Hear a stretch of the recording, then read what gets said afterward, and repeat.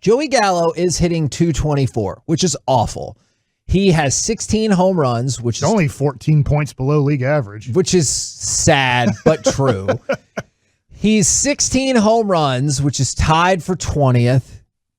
His OPS is 830, which is 37th, and his RBIs are at 40, which is tied for 54th. So by all of those metrics, he's doing really well. And then Jared pointed out that his run created plus at 132 is 32% better than league average, and it's 20th in the American League, and he's on pace to be a 5-win player, which would be tied for 12th in American League, and just all these different numbers. And so I had a couple of questions for you guys. All right. Is it a product of Joey Gallo has started to get hot? Because when you look at his OPS, it's been below 800 for most, if not essentially all of the season outside of the very beginning of the season.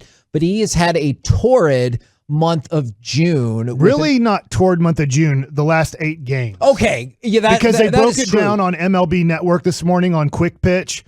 And they were like, here are his first games of June. He was like 205 with 1 home run. And then here he is the last 8 games batting .320 with 5 home runs. And that's a great point. And for the month, that's brought him up to 246 batting average and an OPS of 994. So is it just the last part of June that have made all of these numbers look better?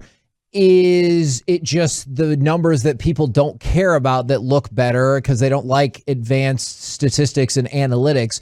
Or is he just having a better season than a lot of us realize? I think I'm in the category of he was having a pretty darn mediocre season until the back half of this month. He's having an okay year.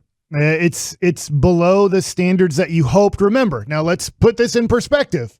We've been told by Chris Woodward this is one of the best players in the game of baseball and can be the best player in the game of baseball in 2019. And in 2019, there were times where he was part of the MVP conversation very early in the season.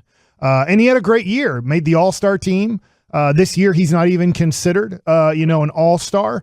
And he's not having a bad year. I think if you just look at basic stats, it's not great for him. It's not horrible, but it's not great.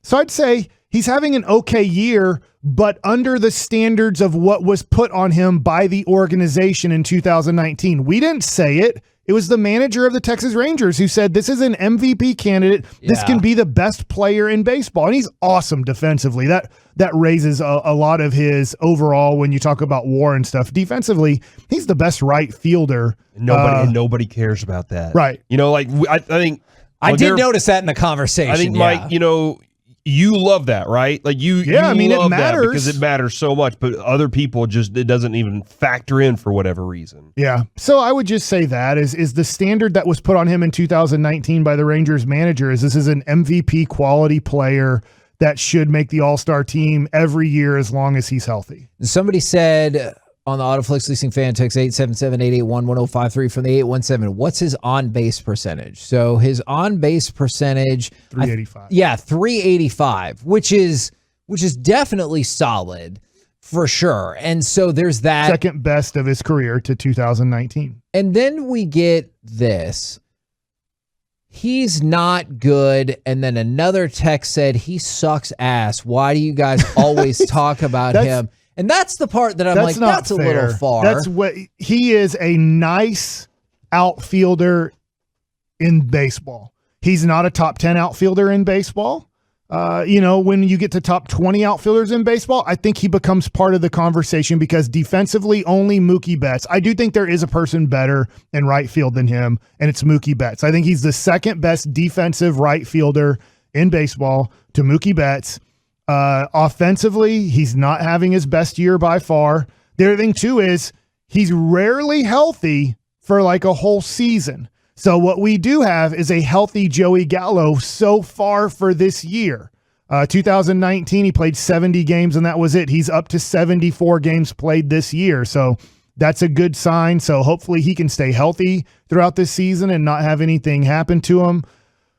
But I don't know. It's just a matter of what your standards are. If you want to say he stinks or is horrible, then you're holding him to the standard of Ronald Acuna Jr., Fernando Tatis Jr., That's what we were promised. Mike Trout, right? And so if you're holding him to those standards, then he is having a very bad year. If you hold him to the standard of what's league average, and he's well above league average in a lot of things. So it's just of what's your standard for him.